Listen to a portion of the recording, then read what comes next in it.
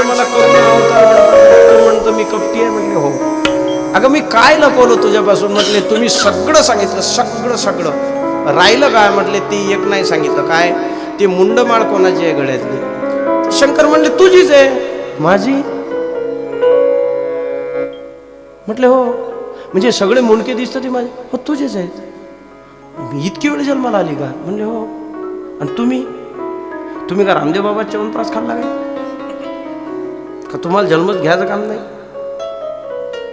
शंकर म्हटले मी अमर कथा ऐकली, त्याच्यामुळे आता मी अमर आहे. तुझे इतके अवतार झाले, तू अवतार झाला की तुझा देह पडतो, मी तो देह माझ्या तुझी आठवण म्हणून माझ्या गळ्यात ठेवतो. अशी माळच तयार झाली. मला ऐकायची अमर कथा.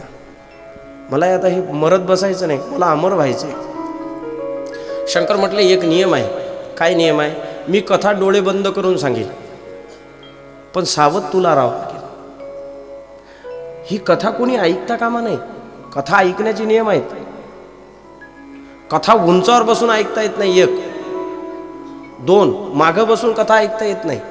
उंचावर म्हणजे मायापेक्षा तेवढं चालते. मीच 10 फुटावर बसलो. त्याचे बरेच नियम. पाठीमागून कथा ऐकली का ब्रह्मज्ञानाच्या चोरीचं पाप लागते. जे ब्रह्मज्ञानाची चोरी केली. आताची गंमत सांगू तुम्हाला. असे माणसं मोडतोड जितके झाले आहेत गुरुजी, बसणे आता लय कठीण झालं. मी सांगायला बसलो, मी 4 डाव मोडलं. टंगळे मोडले, हात मोडले, फार बरगळ्या. मी तर म्हणतो ना, सरकारनं जर म्हणलं ना जास्त मोडला त्याला जास्त पैसे, तर माझा नंबर लवकर लागेल त्याच्यात. हो, कारण लहानपणी मी गरीब होतो. हे लेकरं तर पाहिजे आहेत माझ्यापेक्षा. 4-5 हाडं तर मी 3ऱ्या-4थ्या वर्गातच मोडून घेतले आहेत. गरीब होतो मी लहानपणी लय. त्याच्यामुळे आता बसणे हा प्रॉब्लेमच झालाय. तिला सांगितलं. आणि पूर्वीच्या काळामध्ये ज्या गोष्टी गुप्त आहेत त्या सांगत नसायच्या. अजूनही काही गोष्टी गुप्त आहेत ज्या तुम्हाला नाही सांगता येत, गुप्त आहेत. त्या परंपरेने भेटतात, परंपरेने जोपासावं लागतात. ते ना आम्ही तुम्हालाही नाही देऊ शकत. आम्ही मरता मरता कोणाला तरी देईन हे मात्र खरं, पण आम्हाला त्याच्यात लक्षणं दिसले तर, नाही तर नाही देणार. तसं तर आम्ही माळ घातली का कोणाला रामकृष्णरी म्हणायला लावतो, पण आम्ही जे करतो ते थोडी ना त्याला सांगतो. नाही सांगत. तुम्ही म्हणसाल भेदभाव करून. ते जर त्याला दिलं आणि त्यानं जर त्याचा चुकीचा उपयोग घेतला तर तो नरकाला जाईल, त्याच्याबरोबर आम्हाला नरकाला नाही. असे मंत्र आहेत. बसल्या बसल्या समाधी लागते. असे मंत्र आहेत. म्हटल्या इच्छा पूर्ण होतात, पण ते तुम्हाला नाही ना देऊ शकत आम्ही. त्याचे नियम आहेत. ते असं गुप्त धन आहे. त्याची दीक्षा देताना गुरुजी सांगत असतात, गुप्तम गुप्तम गुप्तम मातृयोनी समगुप्तः. आपल्या आईच्या तारुण्याची सुंदरच्याची चर्चा जसा एखादा सत्पुरुष करूच शकत नाही, ते जसं गुप्त आहे तशी ही विद्या सुद्धा गुप्त आहे. ती देता येत नाही कोणाला. आणि ती मोठ्या सायासाने आणि गुरुकृपेने मिळत असते, तशी मिळत नाही. सगळ्याला सांगता येत नाही. म्हटलं हे सगळ्याच्या कामाचं नाही, मी तुला सांगतो. पार्वती म्हणली ठीक आहे. मग आजूबाजूला बघ कोणी आहे का? कोणी नाही दिसलं. पण पाठीमागं एक अंड पडलेलं होतं, फुटलं होतं ते. तिने विचार केला आता काय याच्यात जीव असेल का? मग ती पुढे ऐकायला बसली, शंकर सांगायला बसले. शंकराने डोळे बंद केले आणि पार्वतीला सांगितलं मध्ये मध्ये हो हो हो हो करायचं. पूर्वीच्या काळामध्ये असा माईक बीक संगीत नसायचं. गावात पोथ्या, तुमच्या गावात राहत का पहिले पोथ्या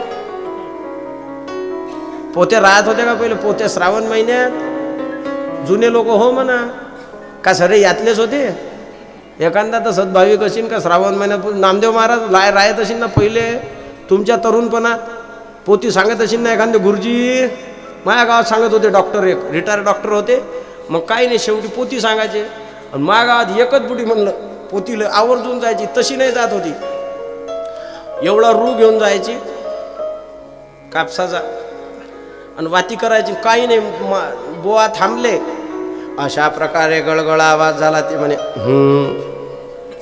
आणि मग धनुष्य तोडला. हा, सीतेनं माळ घातली. तिचं तेवढंच काम. विणलं का? एक माणूस पुन्हा होता, तो बसला असायचा आणि मध्ये मध्ये 2-2 मिनिटांनी मी जात होतो. माझी आजी मला घेऊन जायची. मी तिच्यावर जायचो. मग मला एक काम होतं, मी काय आता त्या काळात मी ते कथा ऐकील का. मग त्यावेळी बुवाजीला एक माईक असायचा. पूर्वीचे माईक चांगले होते बरं. एकच माईक 15 जणांचा आवाज खेचायचा. भजन एकच आणि माईक लटकलेला. तबल्यावालाही त्याच्यात, टक्की नाकी पेटीवाला टू टू, झांजीवाले त्याच्यात, जी रगा जी हा हो, सरा गावाला ऐकायचा करून. मी तिथं बसलो की मी फक्त जमिनीवर असं ठकठक करायचो, इथं असं ठकठक करायचो. ती ऐकायला येते का वर म्हणून. तर 1 तासभर तेवढंच काम करायचं, ठकठक जमिनीवर वाजवायचं आणि या बाकीच्या हिला पाहायचं. सगळं झालं. पोती महिना सरला पोतीचा. आणि मग शेवटच्या दिवशी तेला आलं रडू. आवरलं नाही बाबाजीला रडू. मग ते रडत होते. सांगता झाली अशा प्रकारे या वर्षीची पोती पूर्ण झाली. नारायणाला पोती पूर्ण. लय रडले बा ते. मग ती बुडी म्हणे पाय हो डॉक्टर लयच रडायला लागले बाई यावर्षी. कहून तर हे मुख्य श्रोता कोण बुडी मायगावची. मग पाय डॉक्टर लयच रडायला लागले बाई यावर्षी. काय झालं काय नाही. त्याला पुढे गेली. तर मग डॉक्टर काहून रडता बाबा, दरवर्षी तर रडत नसता, यावर्षी लयच रडायला लागले. बायकोची आठवण आली का जी. सांगा. लोक म्हणले ते पोती सांगितली म्हणून रडतात. ते पोतीची सांगताय आज म्हणून रडायला लागले. मग ही विचार लागली हो का पोतीची सांगताय. मग डॉक्टर यावर्षी कोणता ग्रंथ लावला होता. त्याने पोती वाचणं पण केली. म्हणला रडलाही नाही काहीच नाही. मग पोती पण. अरे जिनं महिनाभर हू केलं तिलाच माहित नाही पोती कोणची. ती फक्त वाताच करायची 365 दिवसांनी. नियम होता. पोती ऐकताना हुंकार द्यायचा. तिला सांगितलं हू म्हणायचं. संस्कृतमध्ये ओम हा जसा बीजाक्षर आहे तसं ओम या शब्दाचा आणखी एक अर्थ होतो हाजी. 2 अर्थ निघतात त्याचे. तसं ओम ताराबीज आहे, बीजाक्षर आहे ओम. तसं म्हणता येत नाही कोणाला. म्हणून तो ओम नमो शिवाय मंत्र कोणी म्हणत जाऊ नये. त्याची दीक्षा झाली का, दीक्षा झाली तर म्हणावं, नाही तर म्हणू नये. त्याचे विपरीत परिणाम होतात. त्याचे काही अटी आहेत. ते बीजाक्षर आहे ओम. मग आता उतरल्यावर विचार सांग. नाही तर मग कोणचा म्हणावं. नाम मंत्र म्हणत जाव, साम सदाशिव म्हणत जाव, राम राम म्हणत जाव, सीताराम म्हणत जाव, गंगाराम म्हणत जाव. ते बीजाक्षर आहे ओम. मग त्याचा एक दुसरा अर्थ होतो हाजी. मग ती मध्ये मध्ये म्हणायची ओम ओम ओम. पहिला दिवस गेला ते फुटलेल्या अंड्यात जीव तयार झाला. दुसऱ्या दिवशी तर ते बाहेर आलं बा. छान कथा ऐकत. 4थ्या दिवशीची कथा भगवंताचा कृष्ण जन्म झाला. आणि 5व्या दिवशी उद्धवाने श्रीकृष्णाला प्रश्न केला की योगेश योग विद्या योगात्मा नियोग संभवा निश्रिये श्रायिने प्रोक्त त्याग संन्यास लक्षणम. त्याग कशाला म्हणतात, संन्यासाचं लक्षण काय. आता हा विषय जड आहे. जड विषय आहेत. कोणालाही झोप लागते. पार्वतीने घेतले डोळे लावून. तिचं हू म्हणणं झालं बंद. पाठीमागच्या पिल्याने विचार केला आता हू नाही म्हणलं तर हा याची कॅसेट बंद पडते. पोपट कॉपी करत असते. तुम्ही त्याला म्हणा मिट्टू मिया तर तोही तुम्हाला म्हणतो मिट्टू मिया. त्याची काही स्वतंत्र भाषा आहे. तुम्ही म्हणता तसे तुमच्या आवाजाची कॉपी करतो ती, दुसरं काही करत नाही. मग ती जशी ओम ओम म्हणायची तशी यानं डोळे बंद केले आणि चालू केलं ओम ओम ओम. अशी 7 दिवसाची कथा झाली. आणि शंकर एकदाच बोलले बोलिये बालकृष्ण लाल की. असा आवाज झाला आणि तिनं डोळे उघडले. झाली का जी कथा. बहुतेक पार्वती नागपूरची होती वाटते. ती म्हणली झाली कथा. शंकर म्हणले झाली का म्हणजे तुला माहीतच नाही का ते. आता पार्वती काही खोटी नाही बोलली. ती गावात एका जणांनी सांगितलं म्हणलं कीर्तन लय चांगलं असते, लय गोड असते कडे, चल कीर्तनाला. कधी कीर्तनाला गेलं नाही. 2 जण कीर्तनाला गेले. हा म्हणला पुढे नाही बसू, पाठीमागं बसू. जय हरी जय हो. पुढे नाही बसू गड्या, पाठीमागं बसू म्हणलं दोघंही खतावर. गावाकडच्या लोकांना खतावर बसणं लय मजेशीर वाटते. आता हे खतावर बसलं, यानं कधी जन्मात कीर्तन नाही ऐकलं. हे झोपलं, दुसरं जागं होतं. तेवढ्यात गावातलं कुत्रं आलं आणि त्यानं आपला अभिषेक करून निघून गेलं. कीर्तन झाल्यावर आपण काय गोड कीर्तन केलं तेव्हा काय गोड होतं रे सर, खारटच होतं. नंतर याला कळलं की हे झोपलं. तशी पार्वती झोपली ते खोटी नाही बोलली. पार्वतीने सांगितलं मी 4थ्या दिवशी झोपली महाराज. त्याला योग निद्रा म्हणतात. योग निद्रा कशाला म्हणायचं? जिथे चिंतन चालू आहे, देह धर्म बंद पडला, त्याला म्हणायची योग निद्रा. आणि ती योग निद्रा चालू, ती म्हटली मी योग निद्रेत होती. मग कथा ऐकली कोणी? ते पाठीमागं ओम ओम ओम याचं चालू होतं. शंकर म्हटले याने ब्रह्मज्ञानाची चोरी केली, याला याची शिक्षा मिळाली पाहिजे म्हणून त्याच्या पाठीमागं धावले. भारतातलं पहिलं गाव, पहिले त्याला शेवटचं म्हणायचे, आता भारतातलं पहिलं गाव, त्या गावाचं नाव आहे माना. म्हणजे बद्रीनाथपासून एक 10-15 किलोमीटर पुढे, तिथून पुढे चायना चालू होतं. तिथं गेलं पाहिजे, मान्याला गेलं पाहिजे. जीवनात यशस्वी व्हायचं असेल तर मान्याला जावं म्हणतात. यशस्वी होतो मनुष्य. काही ठिकाणी गेलं पाहिजे. काही ठिकाणं असे आहेत तिथं गेल्यावर मनुष्य त्या जागेचा महिमा असतो. तसं मान्याला गेलं की मनुष्य यशस्वी होतो. कारण तिथे वेदव्यासांनी सगळे ग्रंथ लिहिले. एवढ्या मोठ्या यशस्वी माणसाची भूमी आहे ती. तिथे गेल्यावर ती आपल्याला मिळते. भाऊन आम्ही चाललो होतो, पण त्या दिवशी लगायचं असं झालं की आम्हाला जायचं होतं तिथं मान्याला. आम्ही उत्तराखंडला गेलो आणि ठरलं दुसऱ्या दिवशी जायचं मान्याला. तर तिथं संध्याकाळी भूकंप झाला. वापस आलो. मग म्हणलं नको, आता भूकंप झाला आता काय विटा माती पाहायला जायचं. मग परत आलो आम्ही. मान्याला जातात माणसं. तिथे शम्याप्रास नावाचा वेदव्यासाचा आश्रम आहे. हे पिलू उडत उडत त्या आश्रमात आलं. आणि त्यांच्या पत्नीचे 2 नाव येतात, एक अरणी. तशी अरणी कशाला म्हणतात? तर यज्ञासाठी लागणारी अग्नी ज्या यंत्रातून प्रगट केली जाते त्या यंत्राचं नाव आहे अरणी. त्याला अरणी मंथन म्हणतात. एक लाकडाचं असते ते तयार केलेले यंत्र, आणि त्याच्यावर मग ती घासून घासून घर्षणाने अग्नी तयार करतात. मग तिचं नाव आहे अरणी. आणि एक नाव आहे वटिका. त्या वटिकेने उवासी दिली आणि हे पोटात जाऊन बसलं तिच्या. शंकर दारावर उभे आहेत. व्यासांनी पाहिलं, व्यास नारायण आहेत आणि प्रत्यक्ष शिव पुढे आहेत. इतका आनंद झाला की कैलाशीचा राणा माझ्या घरापर्यंत आला. काय काम पडलं असेल की माझ्यावर कृपा करायला आले. हात जोडलेन विचारलं, बाबा कसं काय येणं केलं? शंकर भोळेच आहेत. ते म्हणले पक्षाच्या पाठीमागं आलो मी. व्यास म्हटले याला काही पक्षाच्या पाठीमागं जायचं काम नाही. कामदेवासारखा धाष्टा पुरुष जर हात क्षणात मारू शकतो तर याला काय कोणाच्या पाठीमागं धावायची गरज आहे?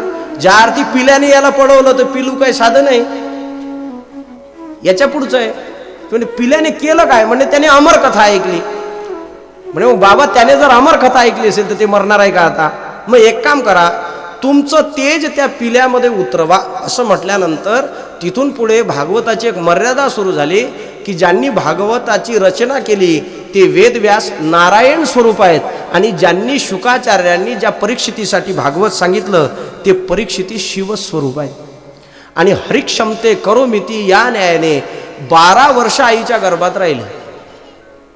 तुम्ही म्हणसाल कुठं 12 वर्ष आईच्या गर्भात राहत असतो का माणूस? इथंच नागपूर जिल्ह्यात सावनेरच्या जवळ एक गाव आहे, तिथे एक गृहस्थ राहतात. ते 6 वर्ष आईच्या पोटात राहिले. ते जिवंत आहेत. उद्या म्हणसाल तर मी घेऊन जाऊ शकतो तुम्हाला. 6 वर्षे आईच्या उदरात राहिले. 6 वर्षाच्या नंतर त्यांचा जन्म झाला.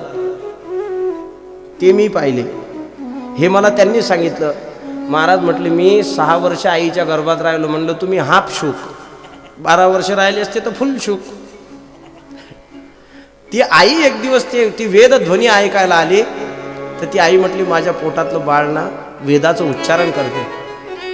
मग बाहेरून वेदव्यासांनी त्या पोराला सांगितलं, म्हटलं बाळ बाहेर ये. किती दिवस आईच्या उदरात राहणार? बरं उदराची व्यथा काही चांगली आहे का? नाही. गर्भोदरीची व्यथा नकळे माता पिता जीवीची विथा जीवची जाणतसे. नाथराय म्हणतात गर्भातली कहाणी काय आहे की विष्टाले पचहू कडे नाके तोंडी कुर्मी किडे गर्भवासाचे दुःख गाडे कवना पुढे सांगा. कठीण आहे ते. तिथं काय एअर कंडिशन आहे का? नाही. ते एस टी स्टँडच्या संडासात गेले होते तुम्ही? बस स्टँडला संडास असतात त्याच्यात गेले होते काय? गेलेच नाही. जायचं जाऊन या, अनुभव राहते माणसाला. त्या बस स्टँडला 2 गोष्टी असतात, एक चहाची टपरी आणि एका कोपऱ्यात संडास. चहा घ्यायचे पैसे तेवढेच आहेत गुरुजी, संडासात जायचे पैसे तेवढेच आहेत. आमच्या महाराज लोकांना तर जिल्ह्यावारीच नाही सोडला. कुठल्या स्टेशनवरचा कुठं आहे आम्हाला चांगलं माहीत आहे, फिरलोच तेवढं. पण ते एक कप चहा घेतला ना, तो असा चहा घेते माणूस मजे मजेने एक एक घोट. आणि मग चहा घेतल्यावर आली कळ, गोविंदा पोट भरून आलं रे. तू म्हणे खाली करायची जागा इथंच आहे, इथेच खाली करून मिळते. मग 10 द्यावं लागतात त्याला. 10 रुपये घेऊन गेला, पण तोंडाला बांधून गेला. आणि गेला जेवढ्या लवकर तेवढ्या अर्ध्या, जेवढा वेळ याला चहा घ्यायला लागला 10 रुपये देऊन, त्याच्या अर्ध्या निम्म्या वेळात हा बाहेर आला. मला म्हणायचं आहे 10 रुपयाचा चहा जसा मजेने घेतला ना गळ्या तो, तसा तिथं शौचालयात ते म्हणायला पाहिजे होतं 10 घे पण उठू नको. त्याने म्हणलं काय करशील, मी झोपीन इथं. पण जेवढा वेळ चहा घ्यायला लावला त्याच्या वेळामध्ये हा बाहेर आला. आणि बाहेर आल्यावर मोकळा झाला तरी म्हणतो अरे वाचलो गळ्या, नरक यातना आहेत म्हणला. काय आहे नरक यातना? आता माझं वाक्य बरोबर आहे का? ज्या ठिकाणी पैसे देऊन तुम्हाला 10 मिनिटं करमलं नाही, अशा ठिकाणी तुम्ही 9 महिने 9 दिवस 9 तास 9 मिनिट 9 सेकंद काढले, त्याचं नाव गर्भवास. हे जितकं कष्टदायी आहे, शौचालयात जाणं जितकं कष्टदायी आहे तितकंच कष्टदायी, त्याच्यापेक्षा अधिक कष्टदायी गर्भवास आहे. ते म्हणले अरे आईच्या गर्भवासातून बाहेर आहे भल्या माणसा. तेवढं तुम्ही कोणा? म्हणले मी पप्पा. गप्प बसा, तुमच्यावर माझा विश्वास नाही, मला नाही यायचं. अरे पण काय यायचं नाही, कारण काय आहे? ते म्हटले बाहेर हा प्रपंच माईक आहे, आणि एकदा या प्रपंचात आलं की या मायेची हवा जीवाला शरीराला लागते, आणि माया म्हणेल तसं ती माया नागवते. मला तिच्या भानगडीत पडायचं नाही. ते म्हटले तुला माया काही करणार नाही, माझं वचन आहे तुला. आपला तर विश्वासच नाही म्हणला तुमच्यावर. अरे पण का नाही? कारण तुम्ही जर मला पुत्र म्हणत असाल आणि हा माईक संबंध जर तुम्ही पाळत असाल तर तुमचीच माया गेली नाही, तुम्ही माझी काय घालवणार आहे की नाही? अशा व्यक्तीला ना, ज्या व्यक्तीचा माझ्यावर भरोसा असेल आणि तो साक्षी असायला पाहिजे, किंवा जो मायेचा स्वामी आहे त्याला प्रगट करू शकता का तुम्ही? तर मग मी बाहेर येईल. नारायणाचं आव्हान केलं, भगवान प्रगट झाले आणि शुकाचार्यांना सांगितलं दैवी हे शाम गुणमयी मम माया दुरतया मामेव ये प्रपद्यन्ते माया मेतां तरन्ति ते. मी देव आहे, ती दैवी आहे, ती माझी आहे. जे मला शरण येतात त्यांना माझी माया काही करत नाही. मैं स्वयं नारायण हो. असे शब्द ऐकले शुकाचार्य महाराज बाहेर आले, नारायणाचं दर्शन घेतलं, सरळ रस्त्याने निघून गेले. पाठीमागं वेदव्यास आवाज द्यायला लागले, ए बेटा ए बेटा ए अरे थांब. त्याचं नावच ठेवलं नव्हतं ना काही, मग त्याला आवाज द्यायचे. अरे तुझा नामकरण विधी व्हायचा आहे, तुझे मौजे बंधन संस्कार व्हायचे आहेत. अरे थांब, कुठं चालला? कि द्वैपायनो विरह कातर आजुहाव पुत्रेति तन्मयतया तरवोभिनेदुस्तं सर्वभूत हृदयं मुनिमानतोस्मि. पुढे गेल्यावर काही स्त्रिया आंघोळ करत होते. महाभारतात येतं ते चिंतन. काही 16 वर्षाच्या पुरी आंघोळ करत होते. शुकाचार्यांना पाहिलं, त्यांनी कपडे नाही घातले, पण व्यासांचा आवाज ऐकल्याबरोबर त्या लगेच सावरल्या, कपडे घालायला लागले. व्यासांना वाटलं मी आता मरणार आहे, मला पाहून कपडे घातले. तरुण पोरगा गेला तर त्याला पाहून कपडे घातले नाही. म्हणले बेटा मी बापाच्या वयाचा आहे तुमचा, मला पाहून कपडे घातले. त्या मुलींनी सांगितलं जो गेला तो ब्रह्मवेत्ता आहे, आणि ब्रह्मवेत्त्या पुरुषाच्या पुढे कपडे घातले काय आणि काढले काय काही फरक पडत नाही. तो देहाच्या पुढे निघून गेलाय, देहातीत अवस्था आहे त्याची. तुम्हाला देह कळतो म्हणून घालावी लागली. आणि या गोष्टीचा अभिमान झाला होता शुकाचार्यांना, पण तो देवी भागवतात झाला, इथे नाही. अभिमान लागे शुकाची पाठी, हे जे म्हटलंय ते देवी भागवतातलं आहे. भागवतातले शुकाचार्य 16 वर्षाचे सुकुमार आहेत, वैराग्याने युक्त आहेत. मग तुम्ही म्हणसाल त्यातले शुकाचार्य वेगळे आणि यातले शुकाचार्य वेगळे का? हो, कारण असं आहे, कल्प बदललं की चरित्र बदलत असतं. ही जी कथा आहे ही पद्मकल्पातली आहे, ती जी कथा आहे ती सारस्वत कल्पातली आहे. त्याला कल्पभेद म्हणावं लागतं. शुकाचार्य जंगलात गेले, वृक्षांनी समजावून सांगितलं पुत्रेति तन्मयतया तरवोभिनेदुस. ते म्हटले एक काम करा महाराज, ऐका, तुम्ही ज्याला पुत्र पुत्र म्हणता, तात्विक दृष्टीने विचार केला तर तो तुमचा पुत्र आहे का परमात्मा आहे? तात्विक दृष्टीने विचार केला तो कोण पुत्र आहे? सगळे परमात्माच आहे. हरी येथे रे हरी तेथे रे, हरी वाचून रीत नाही कोठे रे. ईशावास्य मिदम सर्वम यत्किंचित जगत्याम जगत. सृष्टीच्या कणाकणामध्ये जर ईश्वर भरला असेल तर तुमच्या पोरातही कोण आहे? ईश्वरच आहे. मग पुत्र पुत्र कशाला म्हणता? तुम्ही तर ज्ञानी आहे. बरं, गंमत अशी आहे, तुम्ही ज्याला पुत्र म्हणता, आता थोडा अर्थ बदलून देतो, तुम्ही ज्याला पुत्र म्हणता त्याला पुत्र भावाने पाहू नका. जो सर्वत्र विराजमान होणारा भगवान आहे तोच तुमचा पुत्र आहे. म्हणजे तुम्ही घरी गेले तरी याचं दर्शन करू शकता. हे पटलन घरी आले, टाईम नव्हता ना जास्त म्हणून, नाही तर अजून लांबलं असतं पुढे. घरी आले, घरी आल्यानंतर मग व्यासांनी वेदाचं विभाजन केलं. व्यास ही पदवी आहे, इंद्र ही पदवी आहे, गणपती ही पदवी आहे, ब्रह्मा ही पदवी आहे, हे पदाचे नाव आहे. मुख्यमंत्री हे पद आहे. तसं इंद्राची गादी ही पद आहे, त्याला म्हणतात इंद्रपद. त्याचं नाव आहे शक्र. शक्र शब्दाचा लॉंग फॉर्म आहे शतक्रतू. ज्याने आयुष्यात 100 यज्ञ पूर्ण करून ती गादी संपादन केली. नाही समजलं? ज्याने बहुमत मिळून जी गादी संपादन केल्यानंतरच्या पदाचं नाव पुढे येईल 23 तारखेच्या नंतर मुख्यमंत्री. त्यासाठी काय करावं लागेल? बहुमत संपादन करावं लागेल. तसं इंद्रपद मिळवण्यासाठी काय करावं लागेल? 100 अश्वमेध यज्ञाचं पुण्य घेऊन स्वर्गात बहुमत मिळवावं लागेल आणि मग ती गादी मिळेल. जसे गणपती, आता ज्या गणपती या पदावर जो बसलेला आहे त्याचं नाव आहे विनायक. ब्रह्मदेवाच्या गादीवर जो बसलाय त्याचं नाव आहे विधाता. आणि व्यासाच्या गादीवर जो आज बसलाय त्याचं नाव आहे कृष्ण द्वैपायन. मग व्यास का म्हणतात? तर त्यांनी वेदाचं विभाजन केलं. व्यस्ताहा वेदाहा अनेन सहा इति वेद व्यासाहा. त्यांनी वेदाचं विभाजन केलं. एकच वेद होता, त्याचे 4 भाग पाडले. त्याच्यानंतर ब्रह्मसूत्र नावाचा ग्रंथ लिहिला.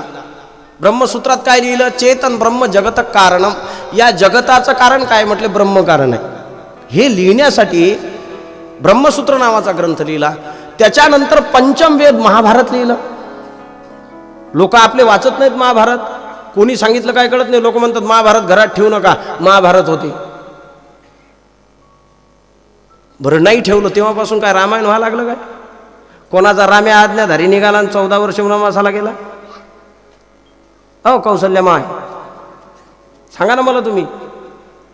मी एक गोष्ट सांगू तुम्हाला, ज्या घरात महाभारताचं चिंतन झालं त्याच घरात रामायण झालं. कारण महाभारत वाचल्यानं एवढं तरी कळतं माणसाने काय करू नये. महाभारत कशासाठी वाचावं, काय करू नये याच्यासाठी महाभारत वाचावं, काय करावं याच्यासाठी गीता वाचावी, आणि जीवन कसं जगावं याच्यासाठी रामायण वाचावं.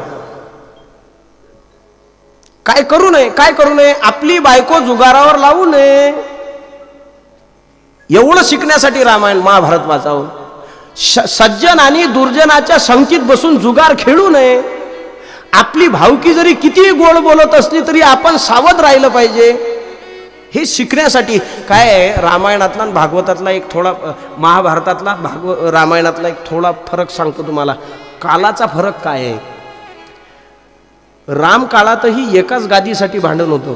गादीसाठी अजून भांडणं अजूनही आहे, गादीसाठीच आहेत. पण राम काळातही एक गादी होती आणि महाभारत काळातही एक गादी होती. पण रामायणाच्या त्या गादीचा आणि महाभारतातल्या या गादीचा एका शब्दाचा फरक आहे. एका शब्दासाठी एक एक ग्रंथ झाले. न मम म्हटलं की रामायण होते आणि मम म्हटलं की महाभारत होते. गादी माझी आहे असं म्हटलं की मग संघर्ष आहे, आणि ही माझी नाही म्हटलं का रामायण आहे. गादी तीच आहे. भरताला म्हटलं तू बस, आपली नाही दादाची आहे. दादाला म्हटलं तू बस, तो म्हटलं नाही नाही बाबाची आहे. आणि गादी एकच हस्तिनापूरची. शकुनी मामा म्हणतो भांजे पुत्र मेरे प्यारे बच्चों, गादी तीच आहे, पण त्याच गादीचे भांडण आहे. इतका फरक आहे. मग ग्रंथ वाचावे.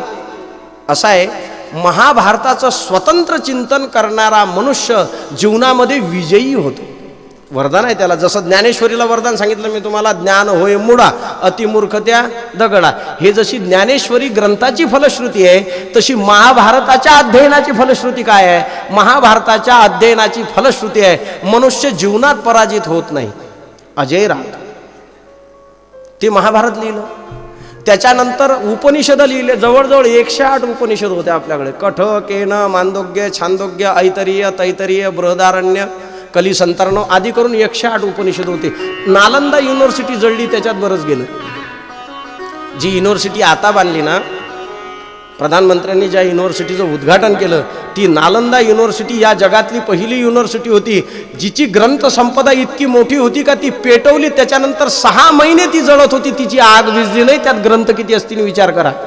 म्हणून तुम्ही म्हणत असतो की ज्या देशांनी प्रगती केली, आत्ता प्रगती केलेली वाटते तुम्हाला, पण ते जंगलात ज्या वेळेला पानं लावून झिंगालाला करत होते का, त्याच्या अगोदर आमच्या घराच्या पुढे तुळशी वृंदावन सजलेले होते आणि आमची आई शुभम करोती कल्याणम म्हणत होती. एवढा प्रवास आहे त्यांचा आणि आमचा, इतकं प्रदीर्घ अंतर आहे. एवढे ग्रंथ जळले, मोजके उपनिषद हाताला लागले. त्याच्यानंतर पुराणांची रचना केली. जवळजवळ 17 पुराणं लिहून झाले आणि व्यास आपल्या घरी जाऊन बसले. खेदाने चेहऱ्यावर उदासीन भाव आहे. आणि त्याच वेळेला नारद आले आणि त्यांच्या चेहऱ्याकडे पाहिले, म्हणजे पाराशरो महाभागो कच्चिदात्मना गती परितुष्यति मे शरीरम. महाराज, शरीर सोकलंय तुमचं, चेहऱ्यावर उदास भाव आहे. हे पाराशर, ते पाराशर ऋषीचे पुत्र होते. मत्स्यगंधा आणि पाराशर ऋषीपासून, म्हणजे आदिनारायणाचे शक्ती, शक्तीचे पाराशर, पाराशराचे व्यास आणि व्यासाचे शुक, जी परंपरा आहे त्यांची. महाराज तुम्ही उदास काय? त्यांनी सांगितलं मी इतके ग्रंथ लिहिले पण अजूनही राजहंसासारखा श्रोता या ग्रंथात प्रवृत्त होत नाही. ते म्हणले गंमत अशी आहे, मला सांगा, पंचपक्वान्न बनवले पण आत्ता ढेकर देऊन आला आणि त्याच्या पुढे वाढल्यावर तो खाईल का? जेवल्यावर तर तुम्ही साधं जेवायला द्या तरी माणूस खात नाही, म्हणजे भारीतलं तर सोडून द्या. जेवल्यावर तुम्ही जर एखाद्याने भाकर खाऊन आली त्याला जर म्हणलं तुम्ही खाता काय बासुंदी, हावरं असलं तर खाईल, पण पोट भरल्यावर ते म्हणून मी नाही खात, जेवलो मी आता. हावरं असलं तर किती खाते मग ते? खादंतीन गायंती, खादंतीन गादंती, दोन्ही चालू, इकडे 6 तिकडे रे. पण जेवल्यावर माणूस खात नसते. हे राजहंस नावाचे जे श्रोते आहेत हे तृप्त आहेत. आता यांना काही करायची गरज नाही, काही आता गरजच राहिली नाही, तो कशाला प्रवृत्त होईल, आहे की नाही? मला एक गोष्ट सांगा, लाडक्या बहिणीची योजनेची गरज कोणाला? समजावून सांगतो मी, खरं सांग, कोणाला नाही. जिला महिन्याचे 1500 खर्चाला भेटत नाही तिला. सोपं उत्तर आहे. आता जिच्याजवळ लाखाच्या चाब्या आहेत, कोटी रुपयाची आवक जावं, भाऊ वहिनीच्या खात्यावर पैसे असतात काय?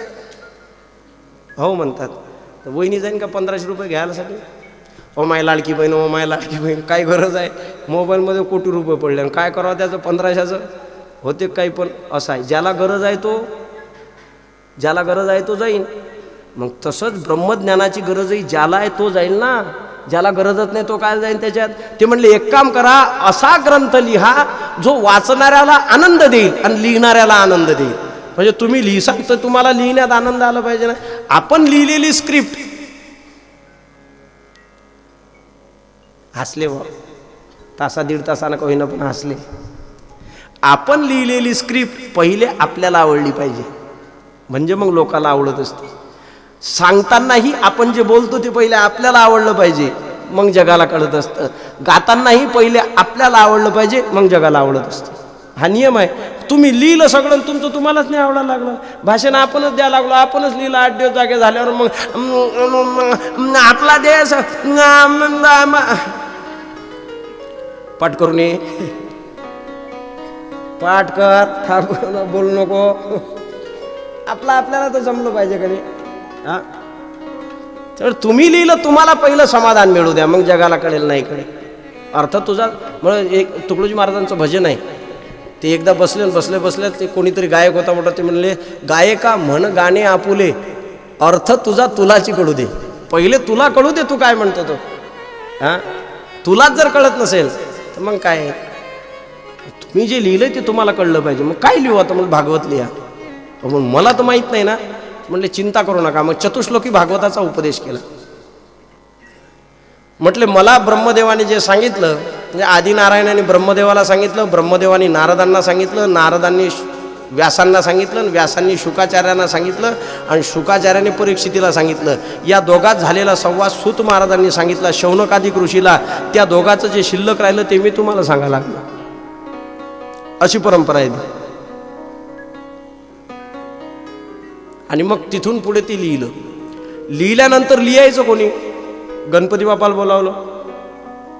गणपती बाप्पा म्हटले मी लिहितो खरी, पण माझी एक अट आहे. नाही तर तुम्ही म्हणसाल आज एक ओवी लिहा, आणि मग उद्या या ध्रुवपद आज, आणि पुढचं कळवं परवाच्या दिवशी, आणि मग मी आल्यावर तुम्ही का चला ना, काही नाही राजा, आज वांगील पाणी द्यायचं आहे, गेलं. असं नाही जमणार. तुम्ही सांगायचं, मी लिहायचं. पण ते व्यास होते. व्यास म्हटले मी सांगेल तुम्ही लिहायचं, पण मी जे सांगेल ते तुम्ही समजून लिहायचं. मग गणपती बाप्पा लिहिता लिहिता माथा गरम होता, खोपडी गरम होत होती गणपतीची. गणपतीचं अंग तापलं. आता काय करावं? नियमताई उठायचं कोणीच नाही. मग काय केलं? तिथं मातीत पाणी टाकलं आणि गणपतीच्या अंगाला लेप लावला. गणपती बाप्पा तापले का अंगाला माती लावायची, त्याच्यावर लेप लावायचं. असं करता करता 10 दिवस पुरलं हे काम. 10 दिवसात गणपती बाप्पाच्या अंगाला लागली होती माती. 10व्या दिवशी लिखाण पूर्ण झालं. गणपती बाप्पा उचलले आणि पाण्यात बुडवले. तेव्हापासून गणपती बसवण्याची प्रथा सुरू झाली. त्याचं मेन बेसिक कारण हे आहे. तो काय गणपतीचा जन्म नाही. गणपतीचा जन्म माघ महिन्याच्या चतुर्थीला आहे.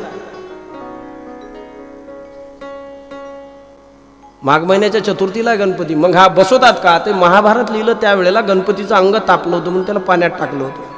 तेव्हापासून पद्धत आहे. पद्धत का लावली बुवा? गणपतीचे उपकार आहेत. मी काय बोललो हे या जगात अमर राहील का नाही मला माहीत नाही. कोणी ग्रहण केलं तर राहील, पण ज्या वेळेला मी हे काही बोलेल ते जेव्हा लिखाण होईल तेव्हा यावत चंद्र दिवा करो ते जगाच्या हिताचं ठरेल. म्हणून जगाला प्रबोधन करण्यासाठी, सन्मार्गाने लावण्यासाठी गणपतीचं जे योगदान आहे त्या योगदानाला साक्ष मानून त्यांनी केलेल्या योगदानाबद्दल कृतज्ञता व्यक्त करणे म्हणजे गणपती बसून 10 दिवस त्याची आराधना करणे, एन्जॉय करणे नाही. ती त्याच्या पाठीमाग. मग 10 दिवसात पूर्ण झालं. पूर्ण झाल्यावर मग हे शिकवायचं कोणाला? हा प्रश्न पडला ना. कारण कोणाला काही सांगून उपयोग नाही ना. त्याचा अधिकारी लागेल ना, आहे का नाही? बिना अधिकाऱ्याला जर तुम्ही म्हटले ज्याचा काही संबंधच नाही त्याला म्हणले वाजवता का तबला, जमेल का? वाजवणार नाही, फोडीन तो. त्याचा अधिकारी लागेल ना. मग शिकवायचं कोणाला? कारण अनधिकारी माणसाला द्यायचं नाही. कारण ग्रंथ मोठे असतात, पण अनधिकारी माणसाच्या हाताला गेला की तो त्या तत्वज्ञानाचा कचरा करून टाकतो सगळं. कोणाला सांगायचं? तर लक्षात आलं आपला पोरगा युक्त आहे हे सांगायला, पण तो घरी नाही येणार. मग विद्यार्थी होते, त्यांना सांगितलं यातले एक एक श्लोक पाठ करा आणि त्याच्याजवळ जाऊन बोला. मग तिथं जाऊन ते पूर्व श्लोक म्हणायचे. अहो बकियम स्तनकालकूटम बरहा पीडम नटवर वपुहो कर्णयोग कर्णिकारम बिभ्रतवासा कनक कपिशं वैजयंती च मालम रंध्रार वेणो हृदय सुदया पूरयन् गोप वृंदे वृंदारण्यम स्वपद रमणम प्राविशे गीत कीर्ती. श्लोक ऐकला, डोळे उघडले, म्हणले मी ज्याला पाहतो तो सगुण साकार झाल्यावर इतका सुंदर आहे. कारण निर्गुण परमात्म्याचं वर्णनच करू नाही शकत तुम्ही. रंग नाही, रूप नाही, नाही वर्ण छाया, निर्गुण निराकार, तू त्याचं काय वर्णन करावं? पण आकाराला आल्यावर कसा दिसत होता बरं. हा पीड, आपीड म्हणजे मोर मुकुट डोक्यावर आहे. नटवर वपुहू, वपू माने शरीर. नटवर वपुहू, नटेशु वपुहू, वरेशु वपुहू, 2 शब्द लपलेले आहेत. नटवर, नट म्हणजे अभिनेता, आणि वर म्हणजे नवरदेव. दोघे पहा बरं कसे राहतात. नट, अभिनेता, हिरो लोक कसे राहतात? हिरो हिरो हिरो हिरोच म्हणतात ना त्याला. कशाला? कोण्या हिरोने इथं झुरळ ठेवलं होतं काय माहिती. तिथून पुढे सगळे झुरळच आले. दाढी तर ती मायाच्यानं ठेवा लागले.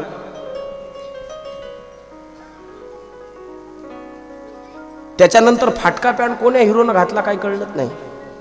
जेवढा फाटका तेवढी किंमत जास्त. हा, काही काहीनं घेणं झालं नाही म्हणून हातानंच फाडला, पण सोयीचा फाडाला होता, मागूनही घेतला फाडून. आणि ते मानून पॅन्ट फाटला की आमच्या गावाकडे त्याला म्हणतात अमरावती पेटली. मग लोक म्हणले अरे गोल्या अमरावती पेटली ना रे. फॅशन आहे हे दाखवायची, फॅशन नाही. याची कुठे फॅशन असते का? कुठल्या हिरोईनने नटीने एखादी साडी घातली रे घातली काची. माझ्या लहानपणात एक साडी आली होती, त्याच्यानंतर किती आल्या मला माहीत नाही, कारण मग तिथून पुढे साडी घ्यायचा काही प्रश्नच नाही आला ना. माहेरची साडी आली होती, बहुतेक तुम्ही नसाल त्यावेळेस. माहेरची साडी माहीत आहे का? माहेरची साडी लेकरं बॅगेत भरभरू गेल्या होत्या पाया, काही मेले लेकर कायसाठी. ओशार जोर जोरानं रडत हो, माय हो मेली हो बाई हो, चितेत गेली हो. हलक्या कॅसेटी डोक्याचा भागत नाही काही नाही, जोर जोरानं रडत बायका तिथं. इकडून जर तिकड टॉकीजमधून वापस आल्या का, आणि ती अलका कुबल कुबल लेकरं मिले तिच्या नादानं, आणि तिची तीच आहे, आणि ह्या रडू रडू आल्या. आणि मग त्याच्यानंतर माहेरची साडी आली. नवरे गाण ठेवले काही बायाने तरी साड्या आणल्या. याला ठेव 6 महिने पण साडी दे. गावात 35 साड्या, माहेरची साडी. दादा कोणके पुढचे ते म्हणले साडी, मी बी धोतर घेऊन येतो. तेने सासरचं धोतर आणलं. घ्या. हिरोने फॅशन केली का मग ती गावभर फिरत असते. मग नटवर नटेशू वपू, नटाप्रमाणे ज्याने शरीर, आणि वरेशू नवरदेव. आता जे झाले त्याला माहीत आहे, नवरदेव झाल्यावर काय मजा येतं. बाबा बाबा नावी इकून दाढी करायला, इकून करायला, पहिले सरळ मग उलटी, चोपडा दिसलो पाहिजे, नख कापलं, मग त्याला कलर, मेहंदी, त्याच्यात त्याच्या अंगाला लागली हळद, दुसऱ्या दिवशी हिरवा कच्च दिसे. मग पॅन्ट, त्याच्यावर शर्ट, त्याच्यावर जॅकेट, त्याच्यावर कोट, मोठे मोठे लाईट लावलेले. आणि ती हिरोईन आता ते लग्नात आता सोपं झालं. पहिले नवरी कळत होती कोणती आहे, तर नवरदेव कळत होता. लग्नात गेलं तर कळत होतं कोणती नवरी आणि कोणता नवरदेव. कसं कळत होतं? ते असायचं आणि ते लाल पांढरा एवढंच होतं, काही नव्हतं पहिले. तुमच्या काळात तेच होतं काय? लाल पांढरा काय तो नवरदेव, लवंगायची एक दोरा, मस्तकाला 2 डोळे, एक जायफळ, दिवसभर लटके. आणि ते करासाठी आते आणा लागे मा ते फुगे. 8 दिवस तिचीच हवा काढा लागे. कडनं माय हो तू आत्या काही घेणं नाही घेणं, फुगली तशीच. काय लग्नाची मजा. काऊन फुगली म्हणे, मा घरच्या पाहुण्याला साखरचा चहा नाही दिला, गुळाचा पेतो घरी. काही लग्न मजा. मग तू नवरदेव आणि ते चाल. घाम पुसाला एक माणूस, घाम पुसासाठी एक जण नाही आला तरी वरती पाय म्हणे तू. हो, कांता मावशी पावडर लावासाठी 2-2 मिनिटं गेले का, काय रंग आला त्याला. एक जण तर स्पेशल म्हणलं ते स्प्रे घेऊन 120 इंडिया में क्या चल रहा है फोक त्याच्या हातात असते. सऱ्या दिवसभर त्याला कामच नाही कोणचं, सऱ्या वास घुरट. झालं लग्न. नवरदेव कसा सजलेला असतो त्या दिवशी. आता कळतच नाही कोण नवरदेव आहे का. नवरी कळत नाही. त्या नवऱ्या घालतात झगा.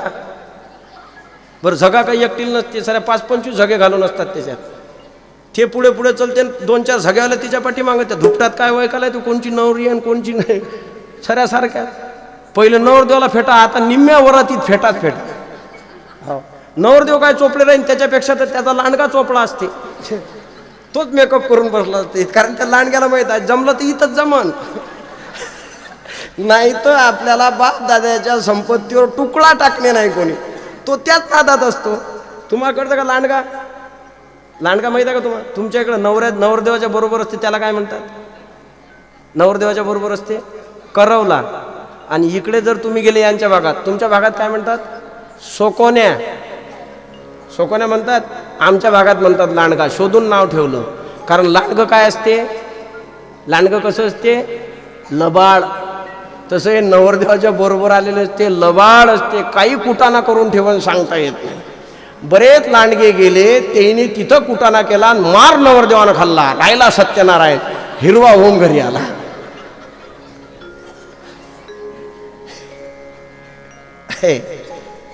असा कोण वर जसा देह सजवतो तसे सुंदर कपडे. काय आहे, शरीराला सजवत असताना एक मॅनेजमेंट आहे. हे कळलं पाहिजे. लय कपडे घातल्यानं माणूस सुंदर नाही दिसत. लोकांना वाटतं लय घालावं म्हणजे चांगला दिसेल. नाही नाही, काय घातलं पाहिजे कोण्या वेळेला. मग काल काही माणसाईनं म्हणलं पिवळी शर्ट घातली होती दिवसावारी. कोण्या दिवशी काय घातलं पाहिजे, काही नियम आहे का नाही त्याचा? काही कधी काही घाला आहे की नाही जी. मस्त आज कोणचं घातलं, आज दुसराचं बापा रंगाचं नावही माहीत नाही काय आहे. तर मला जास्त रंग नाहीत समजत, 2-3 समजतात. हिरवा, लाल, पिवळा, निळा, जांभळा, संपले. लय समजत नाही त्यातलं. राहावं कोणाकडून आजच्या तारखेत शिकायचं असेल ना तर नरेंद्र मोदीकडून शिकलं पाहिजे कसं राहिलं पाहिजे. हां, लय कपडे घालू नये, त्याला कलर कॉम्बिनेशन म्हणतात. सावळ्या माणसाने काय घातलं पाहिजे, गोऱ्या माणसानं काय घातलं पाहिजे, कुठला कलर कोण्या वेळेला घातला पाहिजे, हे श्रीकृष्णाकडून शिकण्यासारखं आहे. काही उगस लोक दिवाने होते का त्याचे? कळत होतं त्या माणसाला. नटवर वपहू कर्णयो कर्णिकारम, माशाच्या आकाराचे कुंडल कानात होते. बिभ्रतवासा कनक कपिशम वैजयंतीच माला, अंगावर सोनं लावलेलं आहे आणि त्यात वैजयंतीची माळ आहे. बासरी वाजवतो, त्याच्या गायी त्या बासरीकडे पाहतात आणि गोपाळ हात जोडून डोळे बंद करून उभे आहेत. आणि एवढ्यातच शुकाचार्य महाराज दिवाणे झाले आणि परीक्षितीला सांगतात, वंशी विभूषित करा नवनीर दावा,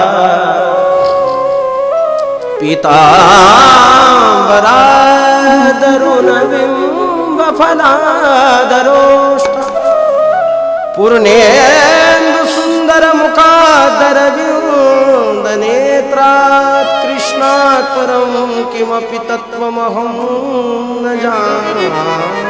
राजन, हे परम तत्व आहे, असं तत्व मी जाणलं नाही. त्याला पाहिलं तरी माणूस दिवाना होतो.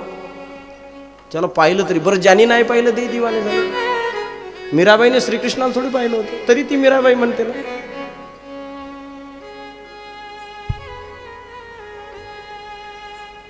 मैं तो दीवानी बनी, मैं तो दीवानी बनी, शाम पिया की बनी रे, मैं तो दीवानी बनी राम, बनी बनी दीवानी बनी रे, मैं तो दीवानी बनी, शाम पिया की बनी रे, मैं तो दीवानी बनी,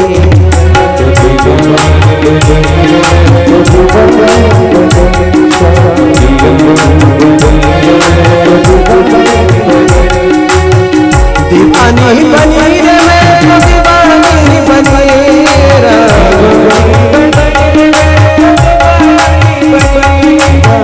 दीवानी बनी, मैं तो दीवानी बनी, दीवानी